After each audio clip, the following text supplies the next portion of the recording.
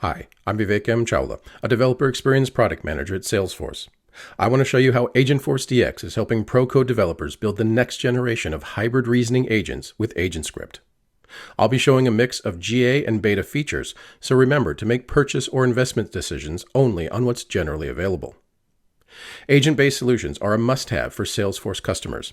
For pro-code developers building on Agentforce, this used to mean leaving behind familiar tools and workflows to navigate org-based builders. That's why we extended the Salesforce developer experience to agents with Agentforce DX.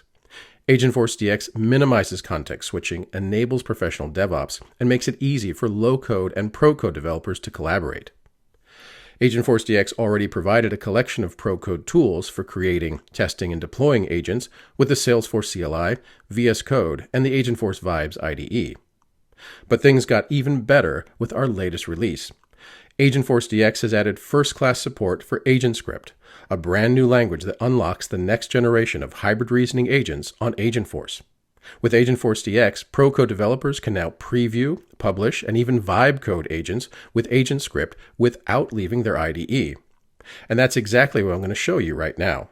This is a demo of Agentforce DX next-gen authoring with AgentScript. In this demo, I'm a Salesforce developer at Coral Cloud Resort. One of my low-code colleagues is building an agent using the brand new agent builder that's part of Agentforce Studio. My colleague asked me to review their work and publish the agent if everything checks out. I start by fetching the authoring bundle my colleague's using to design this agent. Inside this metadata bundle, I find a new artifact, a .agent file containing AgentScript. Right away, I see that something's wrong because the file is highlighted in yellow. By opening the outline view, I can see that there's an issue with the local weather topic. Now, the Problems panel has more info and gives me the option to fix the issue with Agentforce Vibes.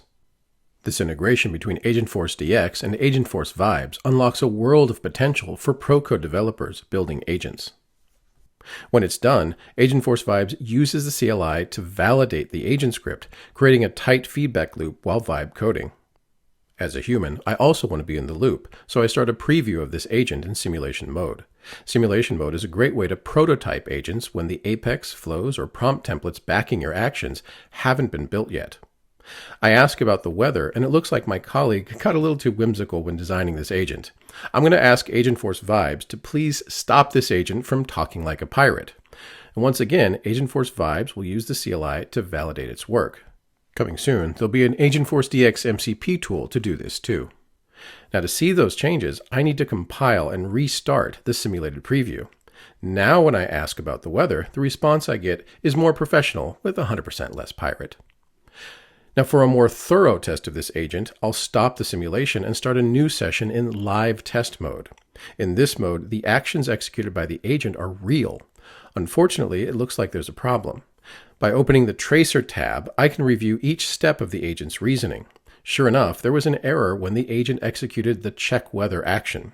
Looking at the details, I see an input but not an output. That means that there was an exception in my Apex class. Now, this isn't my first dance with the weather service class, so I know exactly what needs fixing.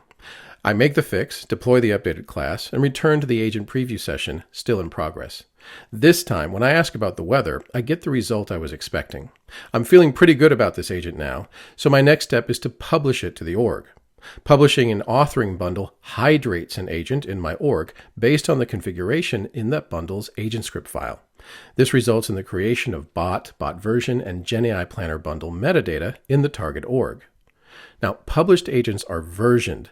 By publishing version 4, the very next deployment of this bundle is going to result in a new version 5 draft bundle.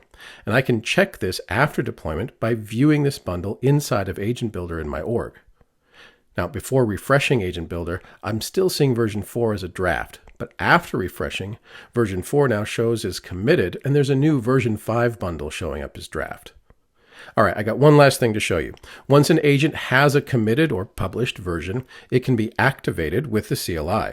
And it may seem small, but this is a really popular feature, and it's a key part of the dev lifecycle for agents. And by going back to Agent Builder and refreshing, we can see that the highest committed version is indeed active. All of the new AgentScript functionality in Agentforce DX is available now in open beta. If you'd like to try it out, please follow these setup instructions. If you need an environment, Developer Edition orgs are the perfect choice, and you can get a head start with sample code from the Agentforce DX test drive repo. To learn more about Agentforce DX and AgentScript, see the Agentforce and CLI developer docs. And once you try Agentforce DX, we'd love your feedback. Connect with us using this short link to share your questions and thoughts. Thank you so much for investing the time to watch this video, and thanks for being a Salesforce developer.